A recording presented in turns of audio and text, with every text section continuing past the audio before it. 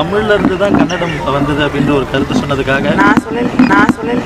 தமிழ் கன்னடம் குறித்த சர்ச்சை பேச்சுக்கு கமலஹாசன் அவர்கள் மன்னிப்பு கேட்க வேண்டும் என்று கர்நாடக அரசும் நீதிமன்றமும் வலியுறுத்தி வருவதை பற்றி திருமதி கனிமொழி அவர்களிடம் கேள்வி கேட்கப்பட்ட போது பதறி அடித்து பதில் சொல்லாமல் கிளம்பியிருக்கிறார். முன்னாள் முதல்வர் திரு கருணாநிதி அவர்களது பிறந்த நாள் செம்மொழி நாளாக அறிவிக்கப்பட்டதற்கு உள்ளம் நெகிழ்ந்து அண்ணன் ஸ்டாலின் அவர்களுக்கு நன்றி கூறிய திருமதி கனிமொழி தமிழ் கன்னட சர்ச்சை குறித்த கேள்விக்கு மட்டும் பதில் சொல்லாமல் தவிர்த்திருக்கிறார்.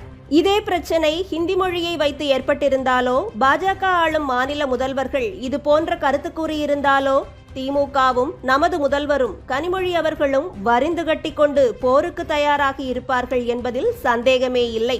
தமிழ் எங்கள் மூச்சு, ஹிந்தியை இங்கு படிக்கவே விடமாட்டோம் என்று கூக்குரலிடும் கழக வாரிசுகள் தமிழிலிருந்து உருவானதுதான் கன்னடம் என்ற உண்மையை ஒப்புக்கொள்ளக்கூட மறுப்பதுதான் திராவிட மாடல் அரசின் லட்சணமாக இருக்கிறது. கன்னடத்தை விட தமிழ் தொன்மையானது என்றாலும் அவரவர் மொழி அவரவர்க்கு உயர்ந்தது என்பதால் கர்நாடக அரசு தங்கள் மொழிக்காக குரல் கொடுப்பது ஒரு வகையில் ஏற்றுக்கொள்ளத்தக்கது. ஆனால் தமிழை வைத்து அரசியல் பிழைப்பு நடத்திவிட்டு தமிழ் பற்றிய உண்மையை கூட சொல்ல மறுப்பது குள்ளநரித்தனம் இல்லையா? தோற்று ஓடிய காங்கிரஸ் கட்சிக்கு திமுக கொத்தடிமையாக இருக்கிறதா?